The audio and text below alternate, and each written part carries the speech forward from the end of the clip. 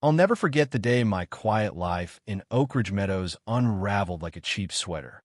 It was a crisp Tuesday evening, and I was strolling into the community clubhouse for what I thought would be another dull HOA meeting. The air smelled of fresh-cut grass, and I was mentally rehearsing my usual plan: nod, smile, and slip out early. But as I approached, I noticed a huddle of neighbors near the entrance, clutching newsletters and whispering like they'd just uncovered scandal. Mrs. Larson from down the block caught my eye, her face pale, holding up the newsletter like it was EVY Denke in a crime scene. That's when I saw the headline that turned my world upside down. Saw resident VYD Harper under investigation for harassment and financial fraud. Saw my name, my reputation, smeared in bold ink for all 300 households to see. I laughed at first, thinking it was some kind of prank. The article claimed I'd been terrorizing board members, vandalizing community property, and get this siphoning money from the HOA treasury. Every word was a lie, spun so convincingly it could have fooled a saint. The whispers followed me as I pushed through the crowd. Neighbors who'd waved at me just yesterday, now dodging my gaze or scurrying away like I was radioactive. I knew exactly who'd orchestrated this hit job. Linda Grayson, the self-crowned queen of Oak Ridge Meadows. I'd lived here for 9 peaceful years, keeping my lawn trimmed and my head down. Then Linda moved in, a whirlwind of floral blouses and fake smiles, and within months, she'd clawed her way onto the HOA board. By the end of her first year, she'd bullied her way to president, turning the monthly newsletter into her personal propaganda machine. She'd praise her cronies and sling subtle shade at anyone who dared cross her. I'd stayed off her radar by following every rule to the letter until 3 months ago, when I made the mistake of speaking up.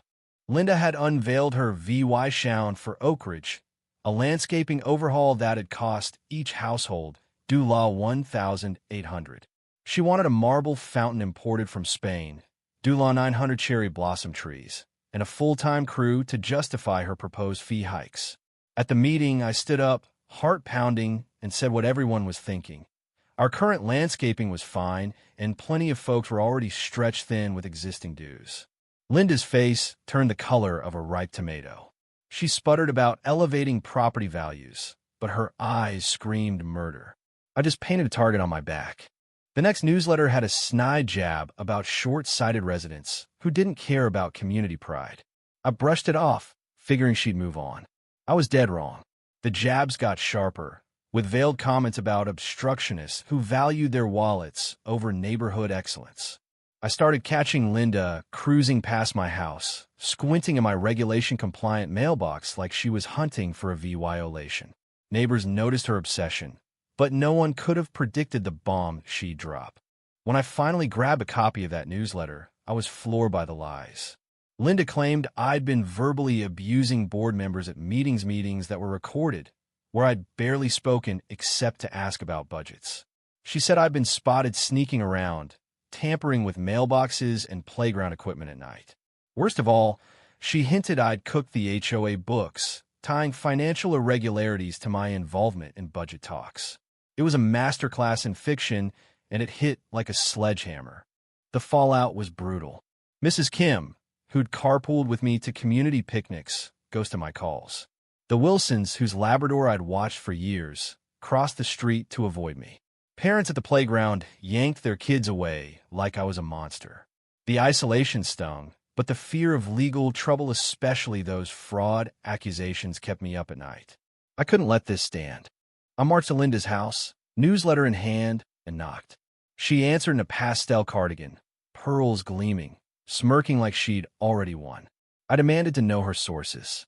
With a syrupy tone, she said she was just sharing concerns from neighbors and had a duty to inform the community. When I pressed for names, she dodged, claiming she was protecting their privacy. The 5-minute exchange left me fuming. She didn't care about the lives she was wrecking. That afternoon, I made the best call of my life. I contacted Bennett Vaucole, a law firm specializing in defamation. Attorney Emily Bennett met me the next day, and when I showed her the newsletter, her eyes narrowed. "This isn't gossip," she said. "It's libel-written defamation, published to hundreds, causing real harm. Because Linda was HOA president, her words carried weight, making our case ironclad. Emily laid out the plan. We'd send a cease and desist letter demanding a retraction and apology in the next newsletter. If Linda refused, we'd sue for reputational damage, emotional distress, and any financial losses. If her actions crossed into harassment or false reporting, we might even push for criminal charges. It'd be a fight, but Emily was confident. Within a week, the cease and desist letter went out via a certified mail. Linda's response was pure gold. She called Emily's office, ranting that her claims were substantially true and backed by reliable sources. Emily recorded the call, with permission, and pressed for details.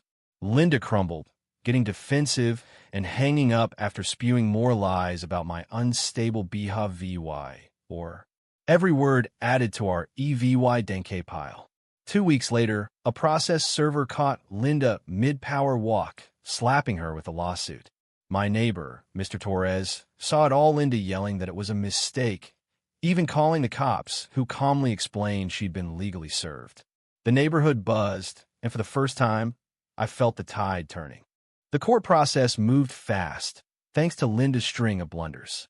She hired a budget attorney who seemed clueless about defamation law, more focused on racking up fees than defending her. Then, in a stroke of arrogance, she insisted on representing herself during depositions, acting like her HOA title made her untouchable.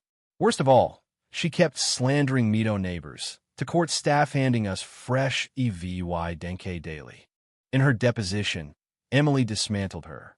Asked to name her harassment sources, Linda said everyone knew I was trouble but couldn't produce a single name. On vandalism, she admitted she'd never seen me near community property. Her claims were based on suspicions. The fraud accusation? She confessed she'd never checked the HOA books and had zero proof. When Emily asked if she'd fabricated anything, Linda's lawyer tried to stop her, but she blurted out that she'd connected the dots from incidents. Her story unraveled, and Minutest made it all up because she hated me. The hearing was electric. Linda showed up in a garish yellow suit, oozing defiance. Judge Margaret Holt, a no-nonsense veteran, cut through the nonsense. Linda's lawyer tried to spin her actions as good faith HOA duties, but Judge Holt wasn't buying it. When Linda took the stand, she treated the courtroom like an HOA meeting, ranting about her duty to protect Oak Ridge from troublemakers like me. She pointed at me, repeating her lies, ignoring the judge's warnings. The room held its breath as she spiraled. Judge Holt's ruling was a knockout. She found Linda guilty of defamation with actual malice. She'd either known her claims were false or didn't care. I was awarded $30,000 for reputational harm, $20,000 for emotional distress, and $15,000 in punitive damages to deter future stunts. Linda was ordered to print a retraction, send personal apologies to every household, and cover my legal fees. But Linda couldn't stop herself. She leapt up, shouting that the ruling was absurd and calling the court a sham. Judge Holt banged her gavel, warning of contempt, but Linda kept going, jabbing a finger at the judge and refusing to recognize this farce. The bailiff moved in as Judge Holt declared her in criminal contempt, sentencing her to 30 days in county jail. Linda's face drained of color as handcuffs clicked on. She stammered apologies, but it was too late. Her voice echoed blaming me, vowing appeals as she was led away. The courtroom buzzed. Linda faced $65,000 in damages, plus $25,000 in legal fees. Her reign was over, and Oak Ridge Meadows would never be the same. As I walked out, neighbors who'd shunned me nodded cautiously. My name was clearing, but the scars remained. Linda's power trip had cost her everything: her reputation, her freedom, her SAVYNGS. And me? I was just glad to have my life back. So what do you think? Was Linda a misguided crusader or a vindictive tyrant? Should I have confronted her sooner or stayed quiet? Could the neighborhood have stopped her reign of terror before it went this far? Drop your thoughts below, hit that like button, and subscribe for more wild stories. Let's get this debate going.